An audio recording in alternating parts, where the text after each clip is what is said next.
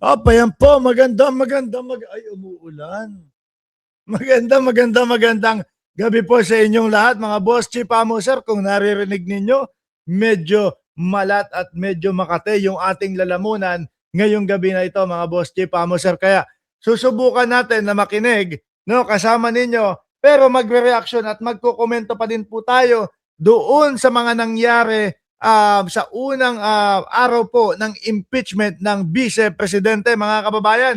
Mainit-init po at supalpal na supalpal po ang kampo ng Vice Presidente. At ang pangalawang tanong, nasaan ang Vice Presidente? Talaga bang ipamumukha sa atin na hindi niya kayang sagutin at hindi niya kayang humarap sa mamamayang Pilipino patungkol po dito sa mga impeachment at dito sa mga issue sa kanya ng prosecution, mga kababayan. At yan ang ating mga pag-uusapan sa araw na ito o sa gabing ito. Kaya po, kung kayo ay hindi pa nakasubscribe dito sa ating channel, ay dapat po pindutin nyo na yung subscribe button upang sa ganun kayo ay laging ino-notify ni YouTube pag nag-uumpisa na po tayo ng ating mga talakayan.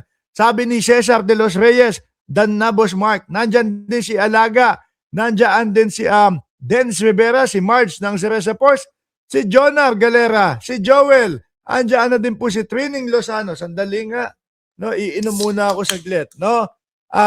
Si Joel, si Trining Lozano, si Juby Sestina, si Lolo Yumi, Miami, nagtatago yata, si Inday Sayad. Hindi ko po kayo masisisi kung ganyan po yung iniisip ninyo. Kasi nga, hindi dumadalo, hindi nagpapakita, at hindi humaharap. Nandiyan si Max Save, sino pa? Si Edgardo Ordiz, at buong Cereza Force family, si Nanay Survivor, pambansang nanay Survivor, si Ma'am Chris Rose, for sure, nandiyan na din niya. Si Carlos Bautista, good evening mga ka-BBM. Aurelia Adena, sino pa? Mamaya na yung iba. Leonida, nakita ko din yung pangalan. Marvin Flores at si Boogie Arellano. Unahin po natin ito, mga boss, chief amo, sir, kasi napakaganda po ng ipinakita at sinabi dito ni Boss Noybi, mga boss, chief amo, sir. Ano po?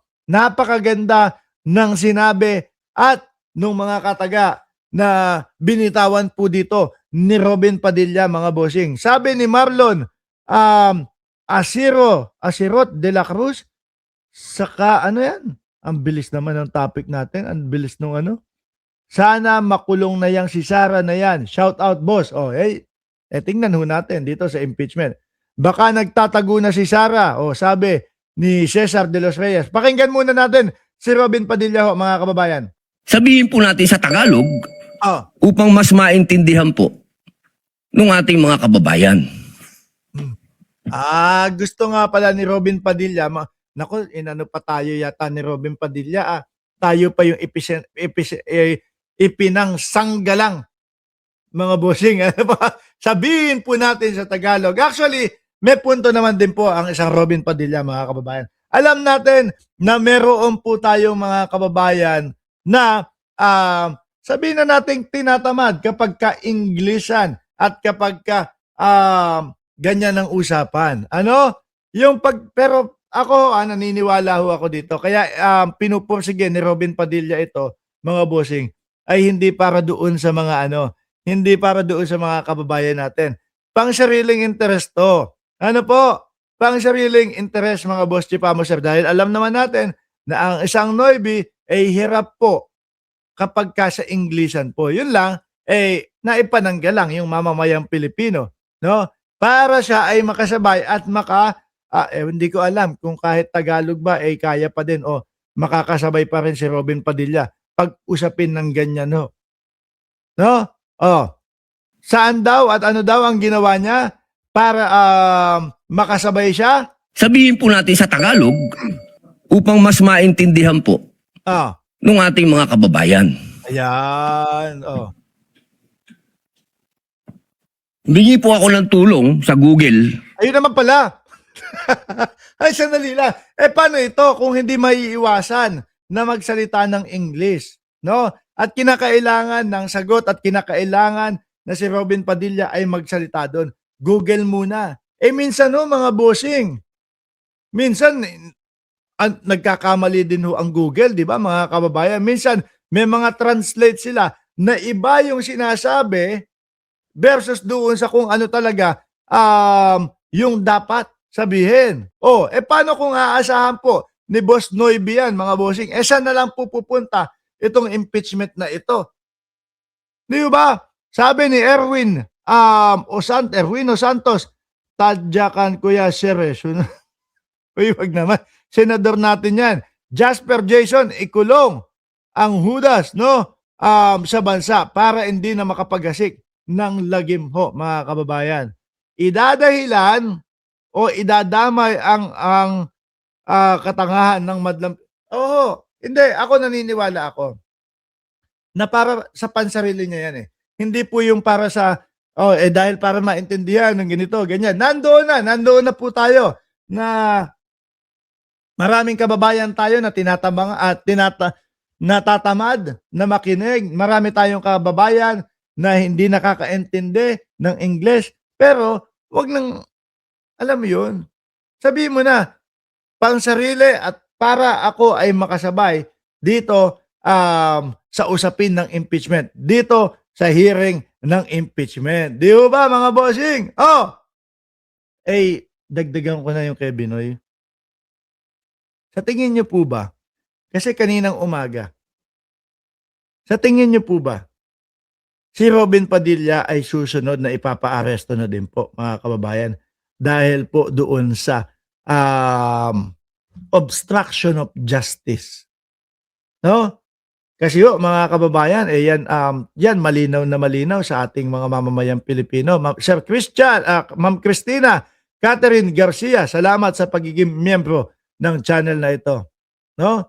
Kasi po, yung pagtakas ni Robin Padilla, although idinadahilan niya na sila naman daw po ay naglakad lang, kaya hindi ibig sabihin na itinakas niya si Bato de la Rosa. Sa tingin niyo po ay susunod siyang napapailan. Napailan na ng kaso at susunod ay siya naman yung ipapa-aresto o seserba ng warrant of arrest. Diba? Nako mga kababayan. Pagka ito, bumawas din ito at nakulong din ho, mga boss chief sir. Ilan na lang? No? Hanggang sa maging 20 na lang ang senador ho, mga boss chief sir. Tapos ilan na lang ang 2/3 ng 20? Baka 12 na lang. Baka yung mga pinagyayabang po ng mga DDS na 16. Wala naman kayo kulang naman kayo. Yung tipo ho bang para sa mga DDS, kahit alam na nilang hindi makasagot at hindi kinakaya nung depensa ng Vice Presidente, basta ang pinanghahawakan nila, basta okay lang yan. Kahit hindi maidepensa ng Vice Presidente, yung impeachment, importante, kulang sila ng 16. Kayo, no, kayong mga DDS, ang tawag dito, naglulukmok sa ating bayan. No? Dahil sa iniidolo nyo itong mga ito, dahil sa sinusubaybayan at pina-follow nyo itong mga ito, okay lang sa inyo. Kahit nawala ng depensa. No? Tapos ipagyayabang nyo pa sa amin, kulang naman yung 16 ninyo. Paano kapag si Noybe, sumunod na din? Dahil doon sa obstruction of justice. Paano kung yung Alan Peter Cayetano, ganun din ang nangyari? Sumunod din, makasuhan din ng obstruction of justice at madagdagan pa ng kaso kasama yung ikakaso kay Aplaska. Yari na. Di ba? Sabi ni Ma'am Christina Catherine Garcia, nagluluksa na ang mga DDS ngayon. Ang hirap naman kasi ng laban nila. Simulat sa pool pa lang ho, mga boss chief sir. Ang hirap na po ng laban nila. Bakit, mga kababayan? Biruin mo. Kami po, no? Kumukuha kami nung mga pagpapaliwanag sa inyo sa pamamagitan po ng mga social media, sa pamamagitan po ng mga ibinabalita ng mga mainstream media at doon po sa sinasabi nung mga tao ng mga sinusuportahan po namin. Like example, ang Pangulo. Di po ba? Kapag kaya, sinasabi ng mga DDS, si Presidente Marcos ang mastermind nitong flood control. Nagpaliwanag si Pangulong Bongbong Marcos. Paano ko naman ba, paano ba naman ako magiging mastermind nun? No? Kung racket ko yun, bakit ko naman sisirain yung racket ko? At nakikita po natin, mga boss chief amo, sir, na ang Pangulo talaga ang unang naglatag at nagpakita sa mamamayang Pilipino kung paano po, kung ano yung gusto niyang mangyari diyan sa mga flood control scam.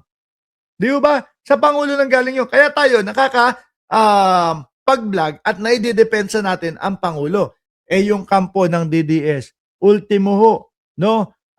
Sa kanilang kampo, wala tayong naririnig o hindi nila na ididepensa ang Vice Presidente. Kaya ano sasabihin nung mga nasa kampo nila? Paano nila ididepensa ang Vice Presidente? Di po ba mga kababayan, Sir Bench Uy at Alaga,